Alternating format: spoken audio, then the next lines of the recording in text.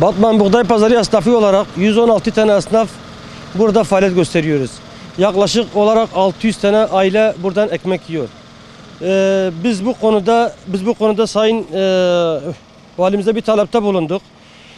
Batman'a tarımsal anlamda katma değer sağlamak amacıyla Batman Valisi Belediye Başkan Vekili Sayın Ekrem Can Alp'a iletmiş olduğumuz talep üzerine söz konusu alanı Batman Belediye Başkanlığı'nca sadece tarımsal faaliyetlerde bulunması ön şartıyla satışa çıkarılmıştır.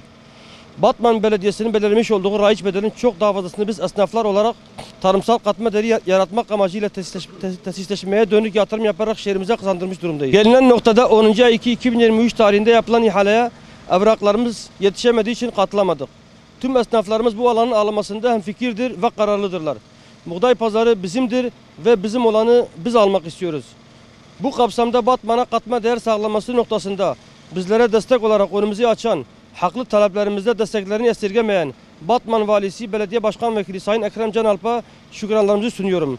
Biz yönetim olarak buğday pazarının yeri tahsisi konusunda tapusu için kendimiz belediyede başvurduk. Belediye başvuru esnasında Vali Bey bize yardımcı oldular ve buranın satışı için ihalede ve imar düzenlemesi yaparak ihaleye çıkarttılar.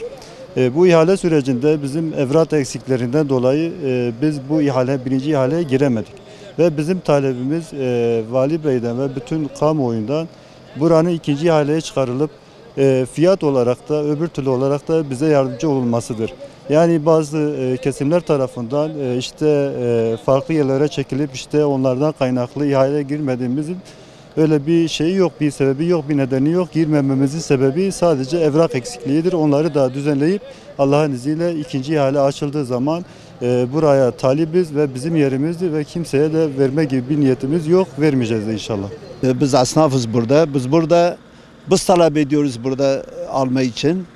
Yani kimse bize demez gel bu buğday pazarı alsın. Biz istemişiz almaya. Biz burada almayı da kralıyız. Biz burada çok masraf yapmışız. Kimsenin şeyinin değiliz. Yani burada bu kadar masraf yapmış. Bazıları var diyor almayın bilmiyorum ne kadar başka bir yere gidin. Başka bir yere gideceğimiz yok. Biz burada trilyonerce masraf yapmışız.